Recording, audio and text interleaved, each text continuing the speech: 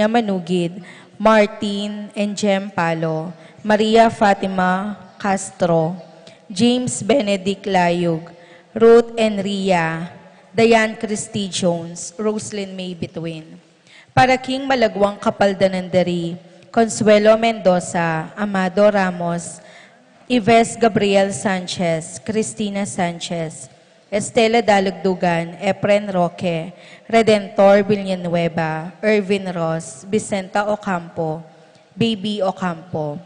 Para King Kapayapan ding Kaladwadari, Angel Amparo Felicidad Melanio, Paulino Patricia Among Osegiao, Dr. Bienvenido Antonio Florentino, Loreta Pedro Cecilia Julio Julia Medala, Hamilcar Renato Rosario, Flora Melchor Leonila, Constancia Proilan Quintin Sr., Quintin Jr., Belenciana Roberto Belen, Dominador Cristeta Antonio, Maria Emerenciana Marcial, Trinidad Roberto Merihilda, Lebrada Rodencio Reynaldo, Nenita George Torres, Antonio Victor Evelyn Aguas, Anita Benjamin Adelaida Arturito, Angel Victoria Roque, Angelina de la Cruz, Marlene Anotado, Florencia Santiago, Tito Gasa,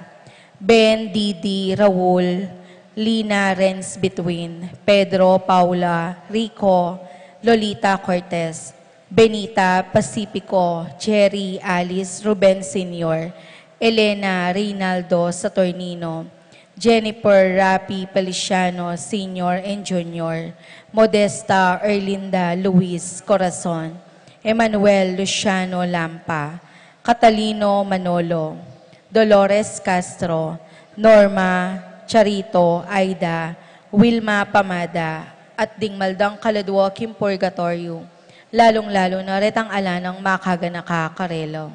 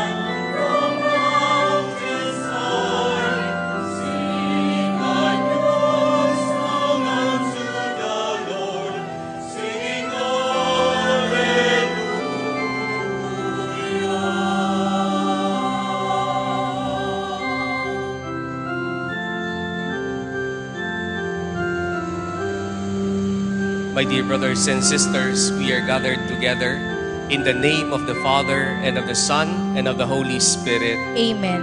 The Lord be with you. My dear brothers and sisters, today we celebrate 26th Sunday in Ordinary Time. And let us include in our prayers our bishops, the bishops all over the world who met with Pope Francis in these coming days. They will be planning and meeting for the betterment of the Church. We pray that they may be guided by the Holy Spirit, and that this meeting and planning of the Synod on Synodality will be for the greater good of the Church and for the greater evangelization.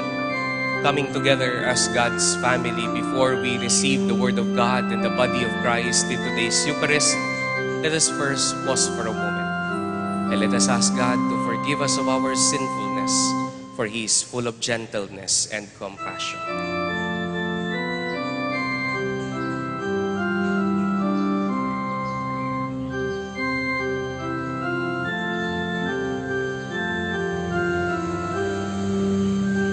Lord Jesus, you are mighty God and Prince of Peace. Lord, have mercy. Lord, have mercy. Lord Jesus, you are Son of God and Son of Mary.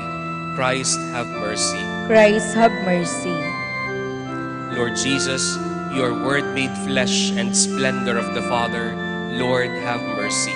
Lord, have mercy.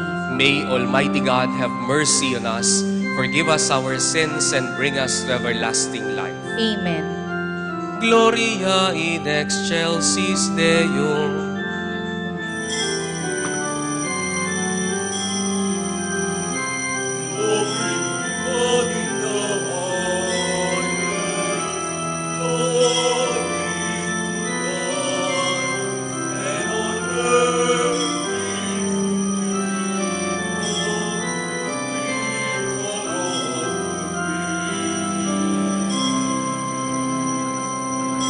Glory to God in the highest.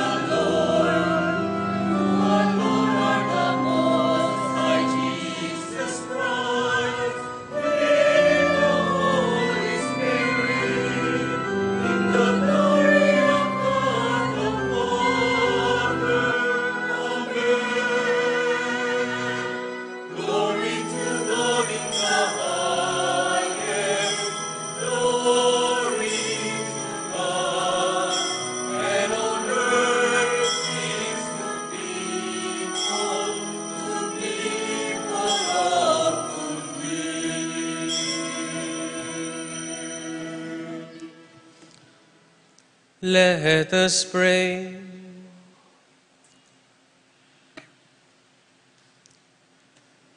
God our Father, who manifest your almighty power above all by pardoning and showing mercy, bestow, we pray, your grace abundantly upon us and make those hastening to attain your promises heirs to the treasure in heaven. Through our Lord Jesus Christ, your Son, who lives and reigns with you in the unity of the Holy Spirit, one God, forever and ever.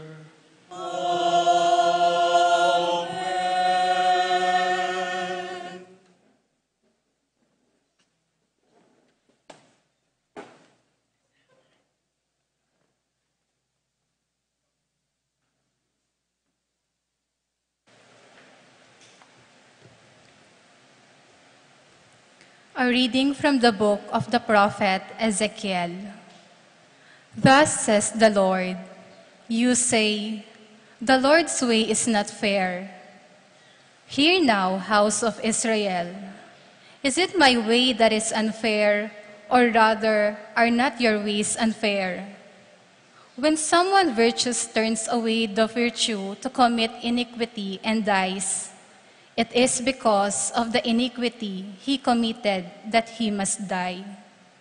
But if he turns from the wickedness he has committed and does what is right and just, he shall preserve his life.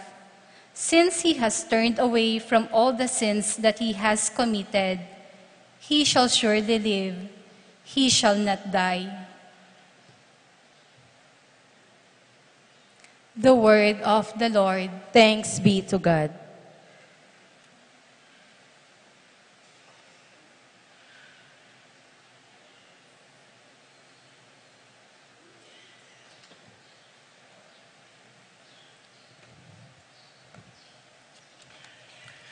Responsorial Psalm. Remember your mercies, O Lord.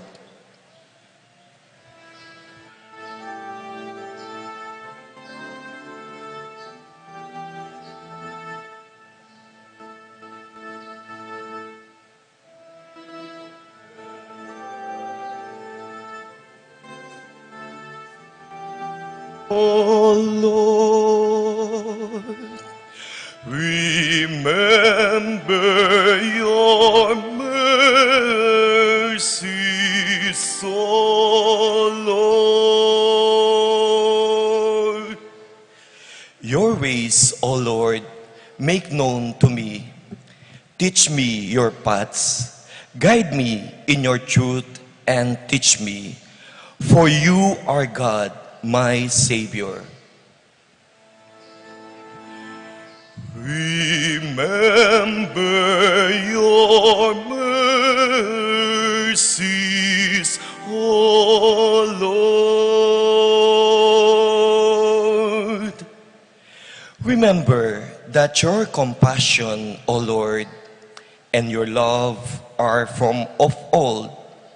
The sins of my youth and my frailties remember not. In your kindness, remember me, because of your goodness, O Lord. Remember your mercies, O Lord. Good and upright is the Lord. Thus, he shows sinners the way. He guides the humble to justice and teaches the humble his way. Remember your mercies, O Lord. Remember your mercies, O Lord.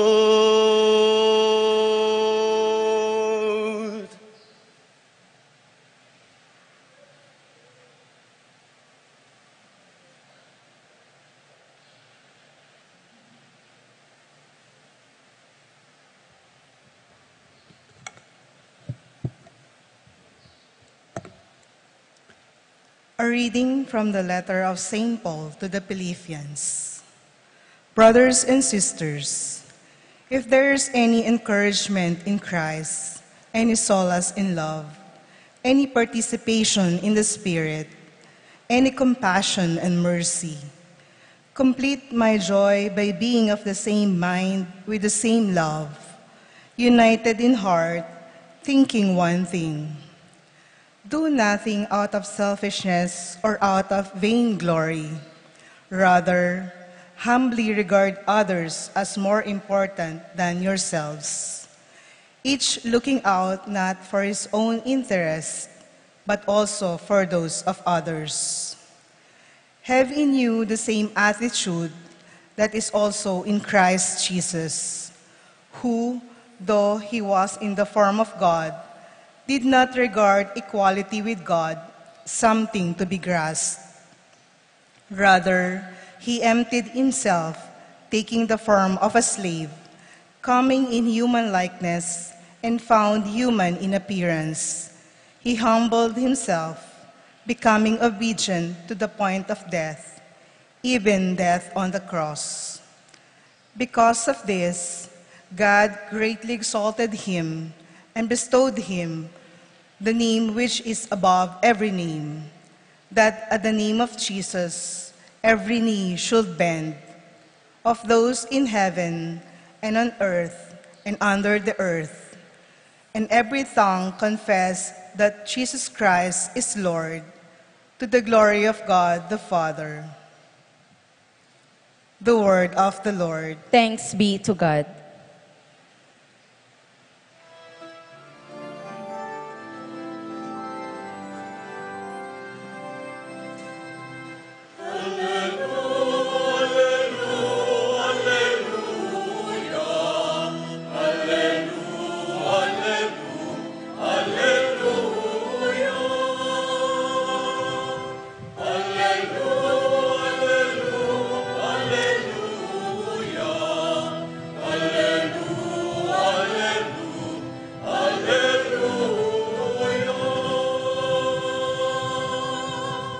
My sheep hear my voice, says the Lord.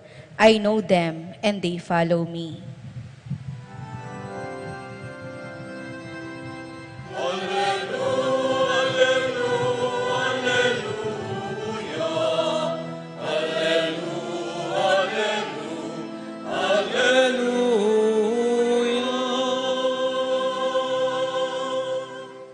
The Lord be with you. And with your spirit. A reading from the Holy Gospel according to Matthew. Glory to you, O Lord.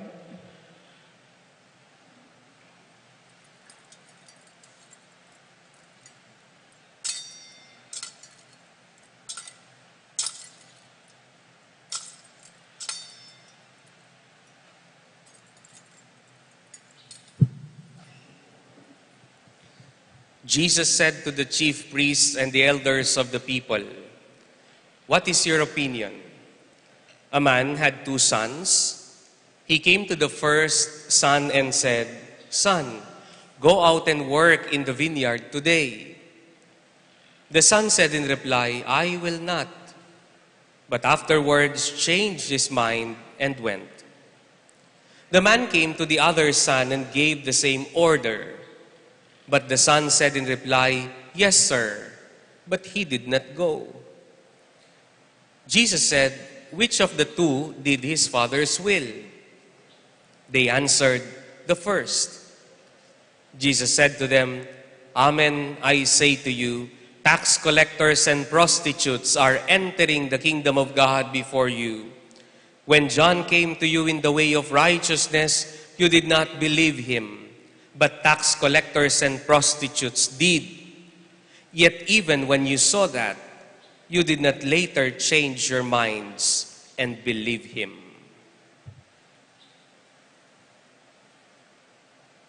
My dear brothers and sisters, the Gospel of the Lord. Praise to you, Lord Jesus Christ.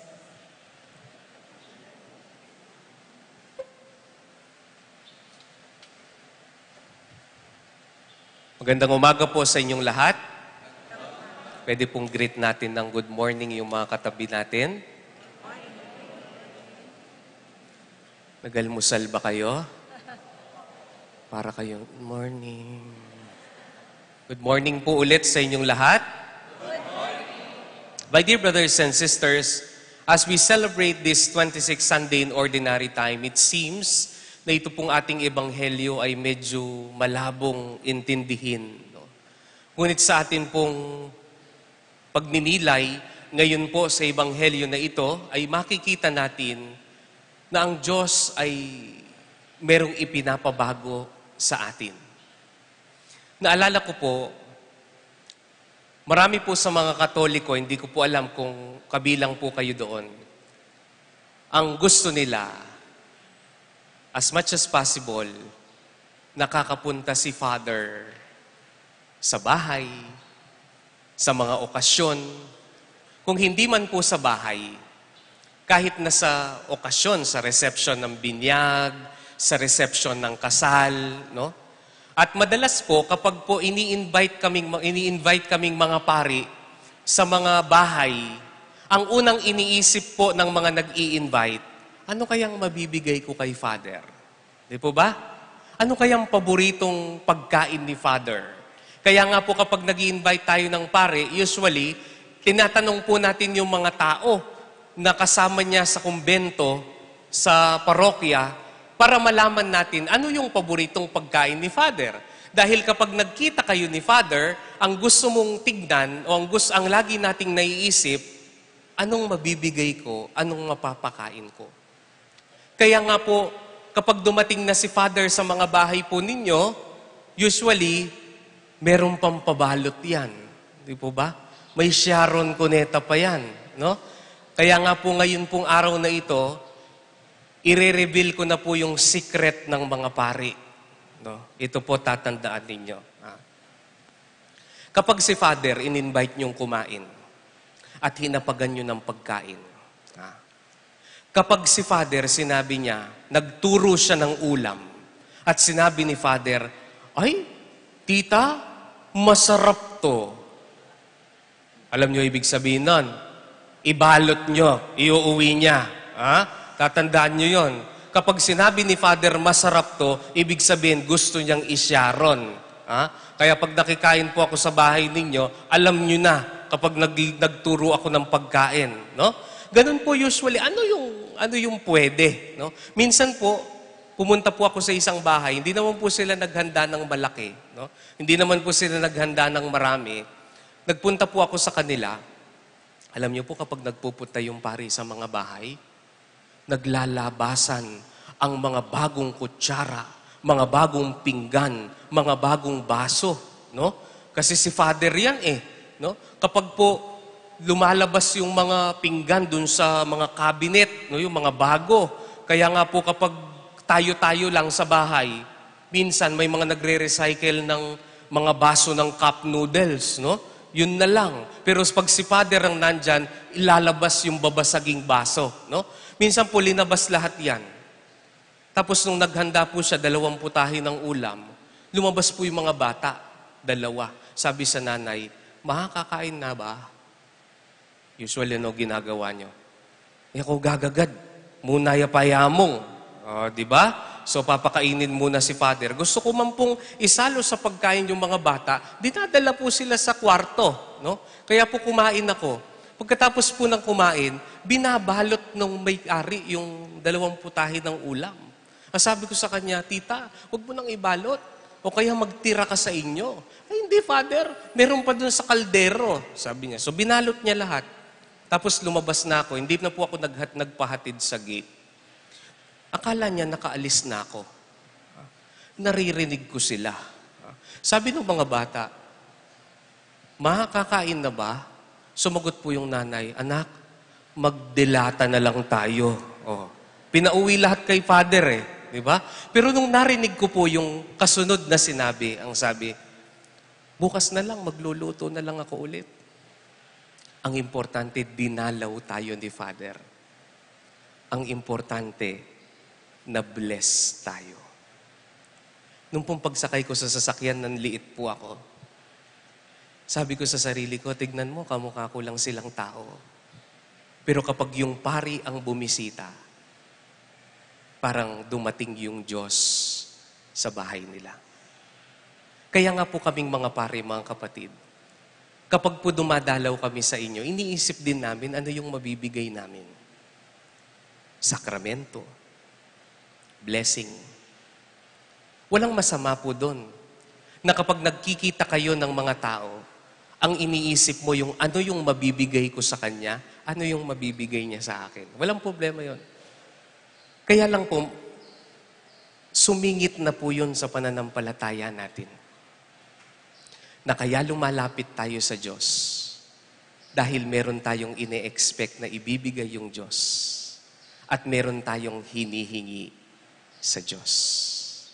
Kaya nga po mga kapatid, kahit tatanungin ko po kayo ngayon, marami sa atin kaya nagsisimba tayo dahil meron tayong hinihingi. Di po ba? Kaya nga po, yan po yung madalas na ugali natin. Pansinin niyo po, kapag meron po kayong matagal na kaibigan na hindi nakikita, tapos bigla po siyang nag-chat, o kaya biglang dumalaw sa bahay ninyo, habang kaba po sa sangkapan ming kape, ang unang iniisip mo, ano kayang kailangan nito? Di po ba? Kasi yun lagi iniisip natin eh. We look at one another economically. Ano yung makukuha ko sa iyo, ano yung ibibigay mo sa akin. Kaya nga po kapag sinabi ng kapitbahay mo, inatuna ka, binati ka niya, sabi niya, Mars, ang ganda mo ngayon ah.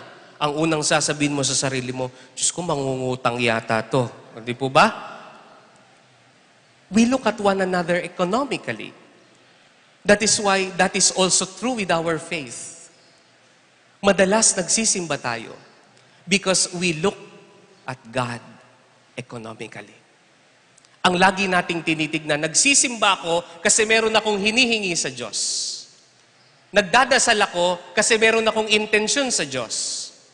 Lumalapit ako sa Diyos dahil may gusto akong hingin sa Diyos. But my dear brothers and sisters, wala pong masamang humingi sa Diyos. Pero ito po tatandaan natin.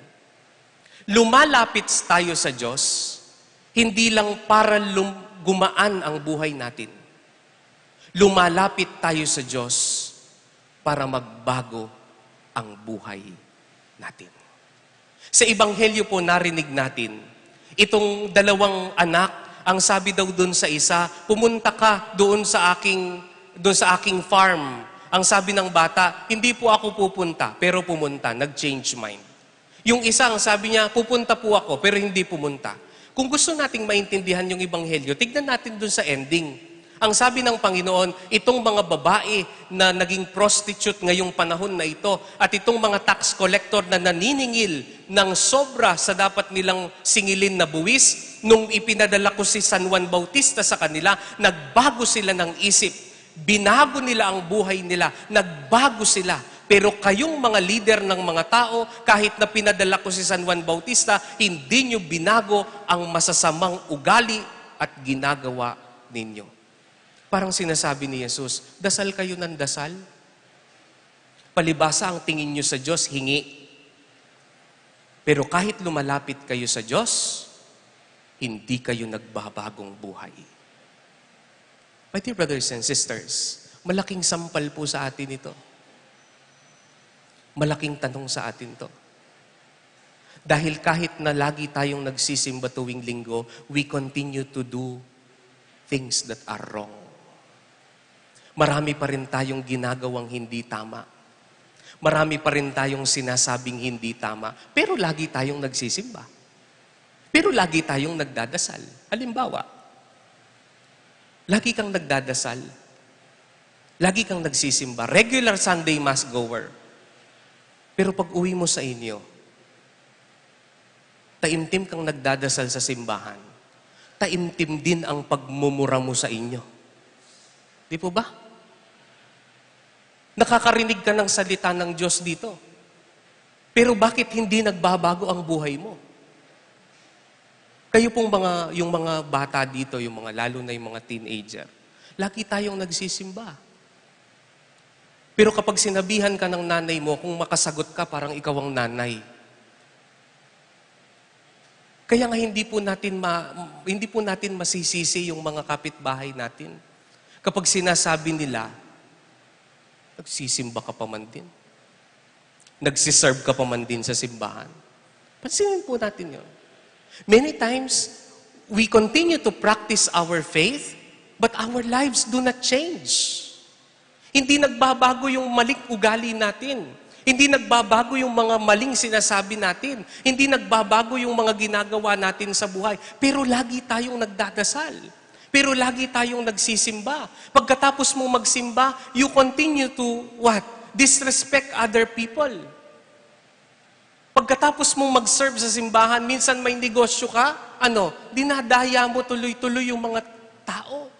Kahit nagsiserve ka sa simbahan, lasenggo ka, mabisyo ka. What kind of faith is that? Kaya mga kapatid, kaya ganun ang pagtingin natin, kaya hindi nagbabago yung Pilipinas, hindi lang po dahil sa mga politiko. Hindi nagbabago ang Pilipinas kahit majority po tayong mga Katoliko, dahil magaling tayong magsimba, magaling tayong magdasal, pero yung pananampalataya natin, hindi binabago yung mga maling ginagawa natin sa buhay. Bakit? Hindi kasalanan ng pananampalataya. Kasalanan natin. Kasi ang tingin lang natin sa pagsisimba, paghingi. But always remember, God continue to bless you with the good things of life because He wants you to change your bad ways. Kahit na minsan nagkakasala tayo, kahit minsan masama ugali natin, binibless pa rin tayo ng Diyos. Hindi dahil kinukonsinti niya yung ginagawa mong hindi tama.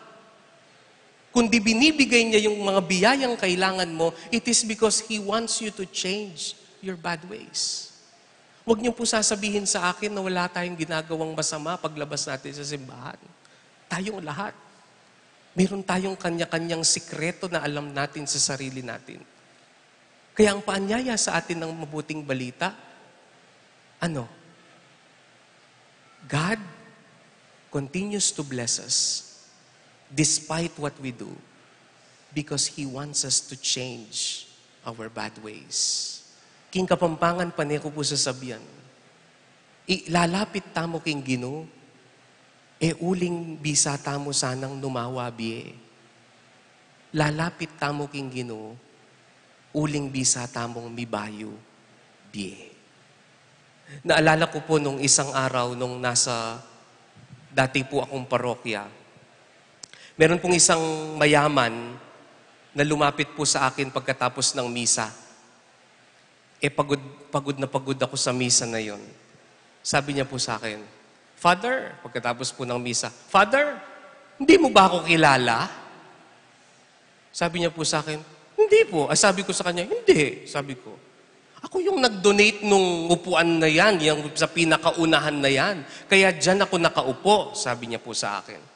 Tama po yung sinabi niyo, Father, sabi niya. Dahil ang umilya ko po noon, nung araw na yon, ang lahat ng mga taong nagbibigay ng buong puso at lahat ng taong mabait, mapupunta sa langit. Kaya nga sabi niya sa akin, tama po yung sinabi niyo, Father. Yung mga nagbibigay po at yung mga mababait, napupunta sa langit. Kaya nga po dahil nag-donate po ako ng upuan sa simbahan, sigurado na po ako, meron akong upuan sa langit. Di ba, Father? Sabi niya. Sumagot po ako. Sabi ko, ang alam ko po, yung mga mababait at mapagbigay na pupunta sa langit. Di ko lang alam sa mga mayabang, sabi ko po sa kanya. Look at that.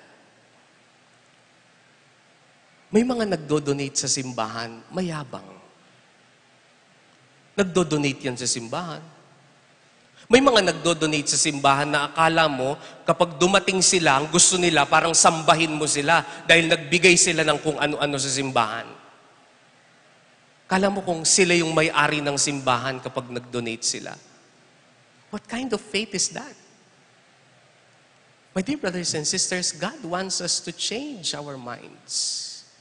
Hindi pwede na habang nagsisimba ka at regular kang lumalapit sa Diyos, hindi pwedeng tinutuloy-tuloy mo yung mga pagkakasala na ginagawa mo sa buhay mo. Hindi pwedeng tinutuloy-tuloy mo yung mga bisyo na ginagawa mo sa buhay mo. Hindi pwedeng tinutuloy-tuloy mo yung mga kasalanan na ginagawa mo sa buhay mo.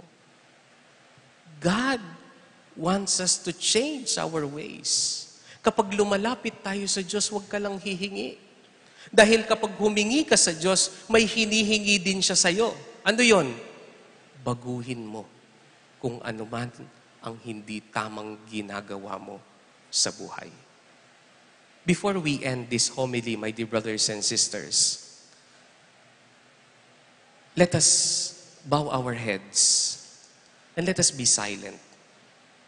Isipin natin sa oras na ito, yung mga pagkakasala na tinutuloy-tuloy nating ginagawa kahit na lagi tayong nagsisimba. Isipin natin yung mga pagmumura, mga pandaraya, mga ginagawa nating hindi tama. Pero lagi naman tayong lumalapit sa Diyos. Baka yan ang hinihinging baguhin mo. Hinihingi ng Diyos na baguhin mo. As we continue this Eucharistic celebration, let us now be silent. And let us ask God to enlighten us so that we may change our bad ways. Isipin po natin ngayon ang mga ginagawa nating hindi tama kahit lagi tayong lumalapit sa Diyos.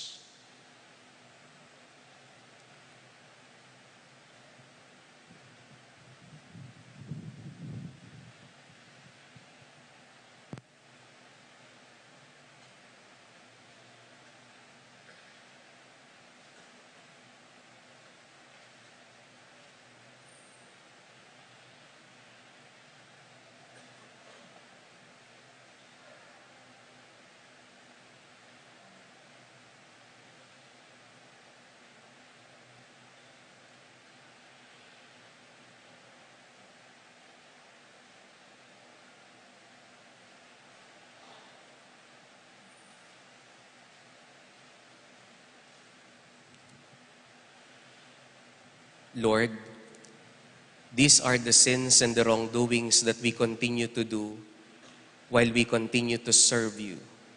We ask you to grant us the courage to change our bad ways through Christ our Lord. Amen. Let us all please stand. Let us now profess our faith. I believe in God, the Father Almighty, creator of heaven and earth, and in Jesus Christ, his only Son, our Lord, who was conceived by the Holy Spirit, born of the Virgin Mary, suffered under Pontius Pilate, was crucified, died, and was buried. He descended into hell. On the third day, he rose again from the dead. He ascended into heaven, and is seated at the right hand of God, the Father Almighty. From there, he will come to judge the living and the dead.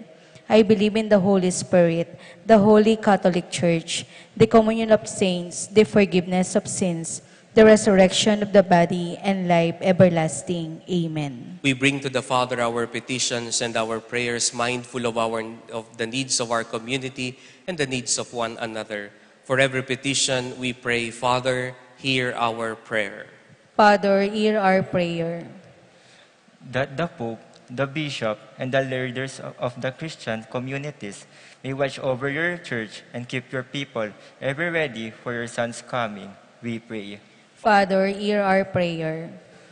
For all of us, that we may always recognize your loving kindness, especially in the moments of trials and difficulties, we pray. Father, hear our prayer.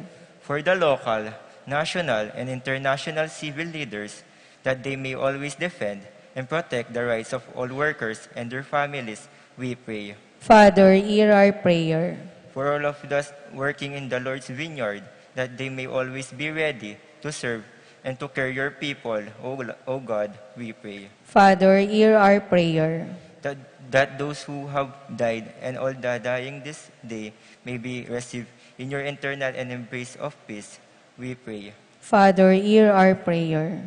Let us pray for the urgent concern of our community and our personal intention, we pray.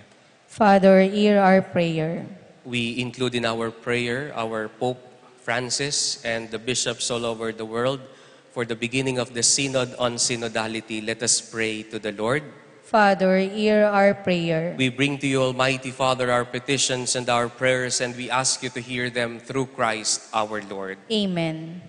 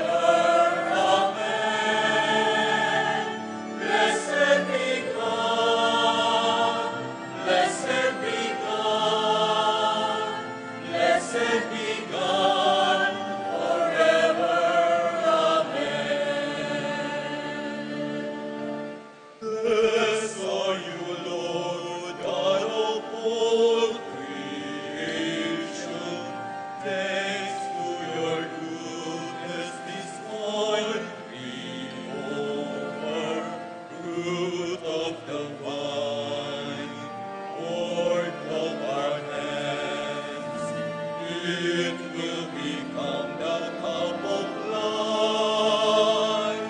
Blessed be God.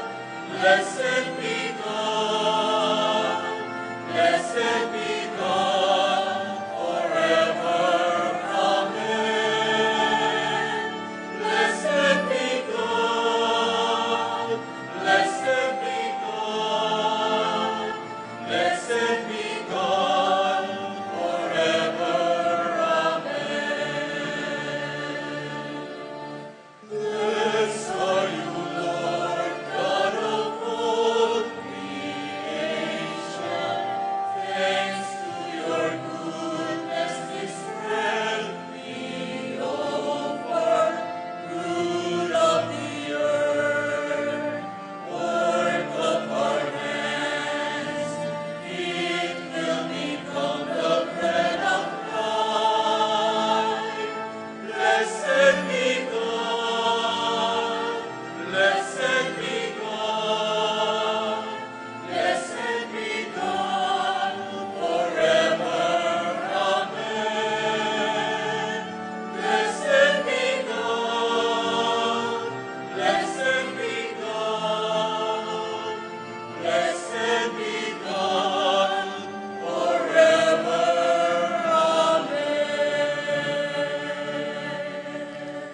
Pray, my dear brothers and sisters, that our sacrifice may be made acceptable to God, the Almighty Father. May the Lord accept the sacrifice at your hands for the praise and glory of his name, for our good and the good of all his holy church. Grant us, O merciful Father, that this our offering may find acceptance with you, and that through it the wellspring of all blessing may be laid open before us. Through Christ our Lord. The Lord be with you. And with your spirit, Lift up your hearts. we lift them up to the Lord. Let us give thanks to the Lord our God. It is right and just. It is truly right and just, our duty and our salvation, always and everywhere to give you thanks, Lord, Holy Father, Almighty and eternal God. For in you we live and move and have our being. And while in this body we not only experience the daily effects of your care, but even now possess the pledge of life eternal. For having received the first fruits of the Spirit, through whom you raised up Jesus from the dead, we hope for an everlasting share in the Paschal mystery. And so with all the angels we praise you, as in joyful celebration we acclaim.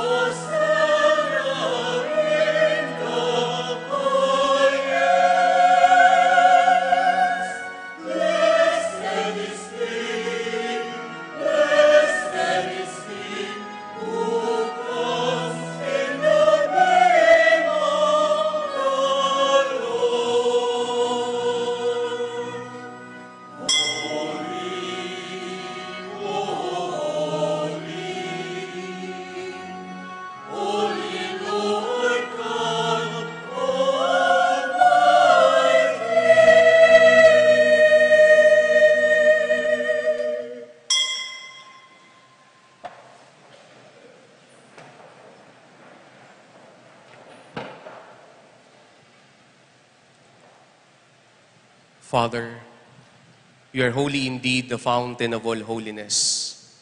Let your Spirit come upon these gifts to make them holy, so that they may become for us the body and blood of our Lord Jesus Christ.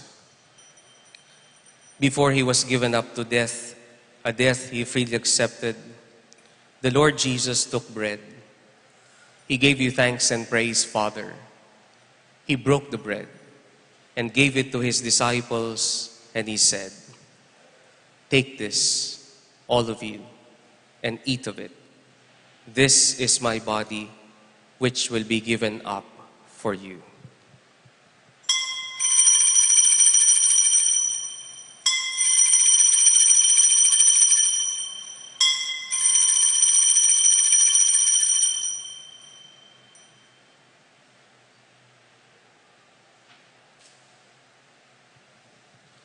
In a similar way, when supper was ended, the Lord Jesus took the cup. Again, he gave you thanks and praise, Father. He gave the cup to his disciples and he said, "Take this, all of you, and drink from it. This is the cup of my blood, the blood of the new and everlasting covenant. It will be shed for you and for all so that sins may be forgiven. Do this in memory of me."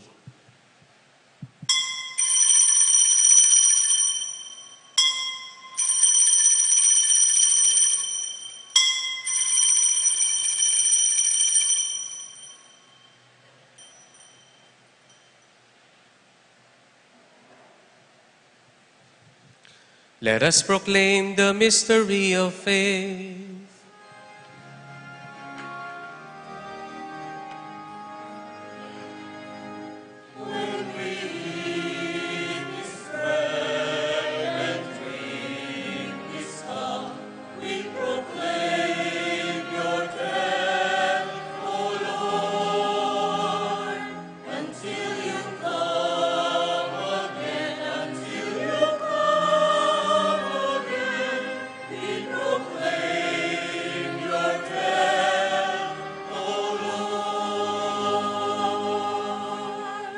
In memory of his death and resurrection, we offer you, Father, this life-giving bread and this saving cup. We thank you for counting us worthy to stand in your presence and serve you.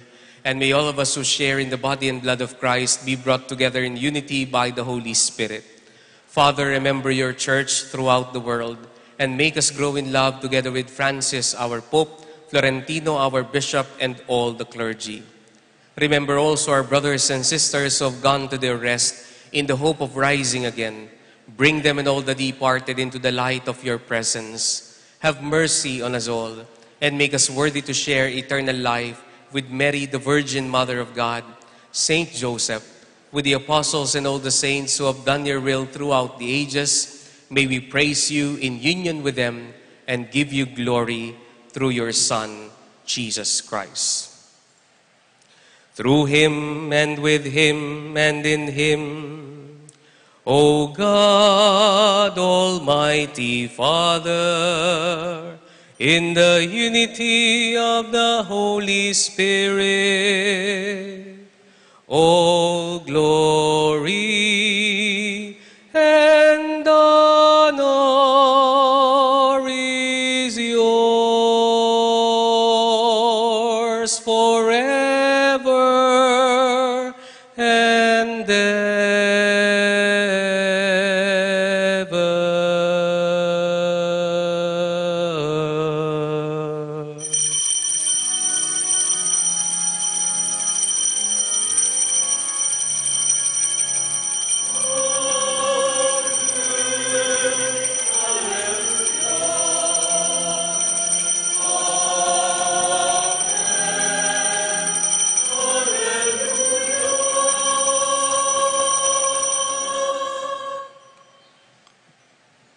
Gathering all our prayers and praises into one, to the Father we pray.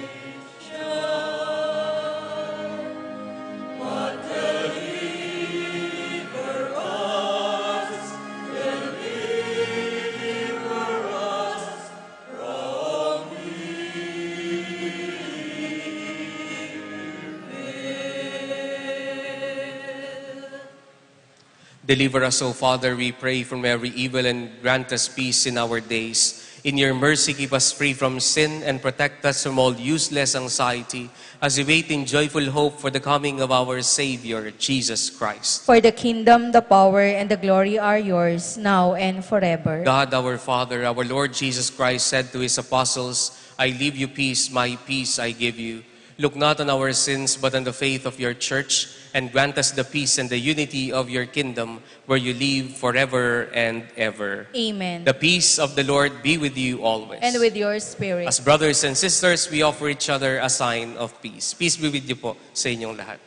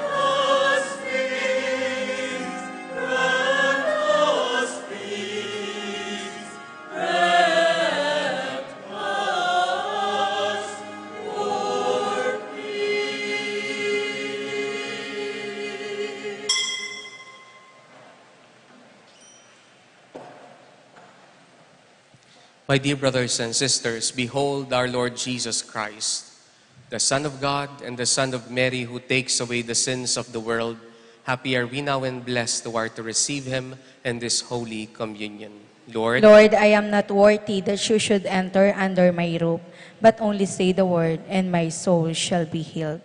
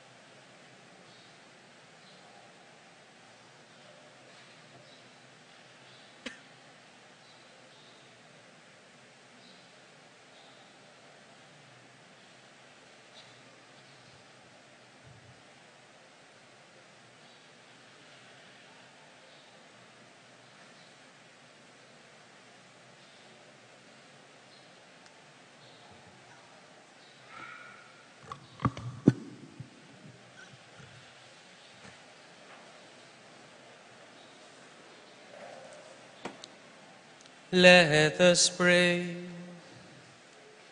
May this heavenly mystery, Almighty Father, restore us in mind and body, that we may be co-heirs in glory with Christ, to whose suffering we are united whenever we proclaim His death, who lives and reigns forever and ever.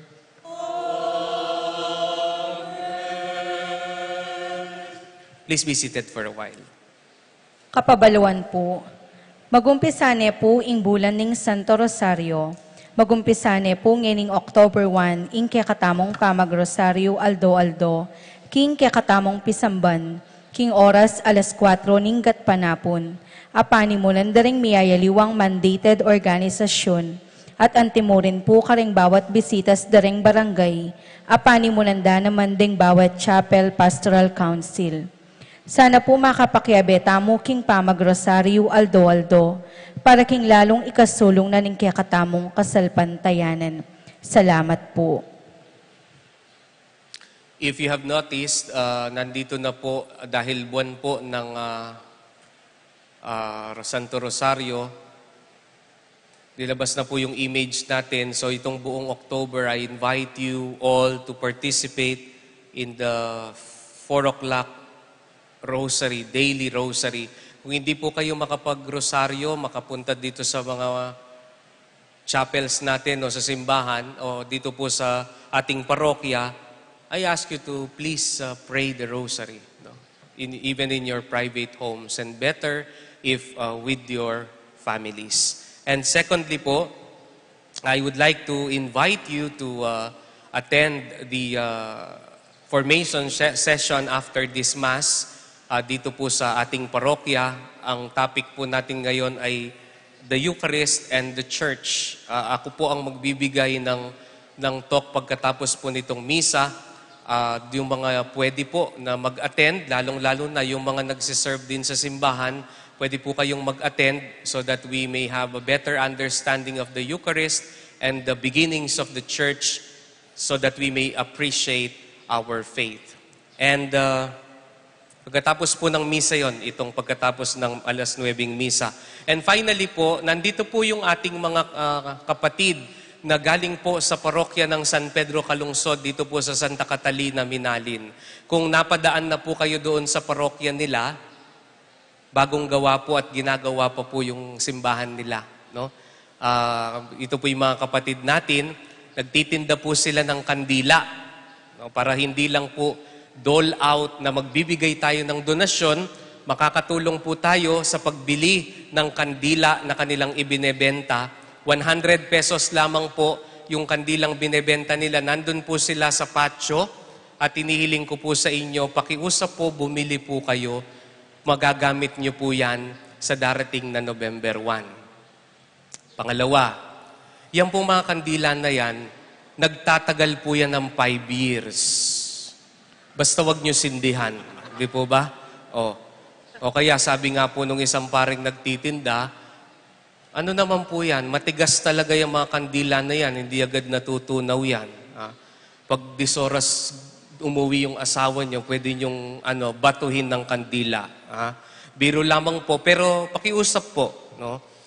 Suportahan po natin itong project ng ating mga kapatid so that eventually, and I think this year, there will be a dedication of their parish church. No? Suportahan po natin sila, hindi dahil hindi natin sila kaparokya, ay hindi na po tayo makakatulong. Please, no? Alam ko po sa mga itsura nyo, yung mga bulsa nyo, hindi lang 100 ang laman. Kaya bumili po kayo dyan. Hindi ko po alam kung meron silang isang box na nagkakalaman ng 6. So, 600 yun. Kung makabili kayo ng kung ano-anong pampaganda nyo. Tulong po tayo, no? Okay lang po yun sa inyo? Opo, please, magagamit nyo naman po yan, especially sa darating na undas. So, pakiusap po sa ngalan po ni Father Jason Canlas, ako po'y nag-a-appeal po sa inyo na tayo po'y bumili ng tinitinda po nilang kandila para maipatapos na po nila yung kanilang simbahan at maipadedicate na nila sa obispo ito pong taon na ito. Kaya po, sa inyo pong lahat na bibili, God bless at maraming salamat. Sa mga hindi, mag-ingat kayo. Hindi po ba? Biro lamang po. Pero sa lahat po ng tutulong, last na lang po, alam niyo po, we cannot outdone God in His generosity. Lagi ko po sinasabi, kapag tayo po'y nagbigay, lalong-lalo na sa mga mahihirap at sa mga nangangailangan ng tulong, hindi po ako nagsabi niyan, buksan niyo po yung Biblia sa Ebanghelyo ni San Lucas. Mas magandang naririnig sa Tagalog. Kapag nagbigay ka, kapag binabalik ng Diyos, hindi po doble. Siksik, liglig, umaapaw. Nasa sa inyo na yon kung di kayo maniniwala. Nasa sa inyo yon. Pero personally ako po pari, napatunayan ko na po yan. At lalong-lalo na yon laging mga tumutulong. Kaya po kapag bumili kayo ng kandila, baka maraming kandila ang babalik sa inyo. No, joke lamang po. Pag nakatulong po kayo dyan, babalik ng Diyos sa inyo yan. Hindi doble, kundi siksik, liglig, at umaapaw. Hindi natin matatalo ang Diyos sa kanyang kabutihan. Ihintayin ko po kayo doon. Mag-check ako. Maraming salamat po. Magsitayo po kayo lahat.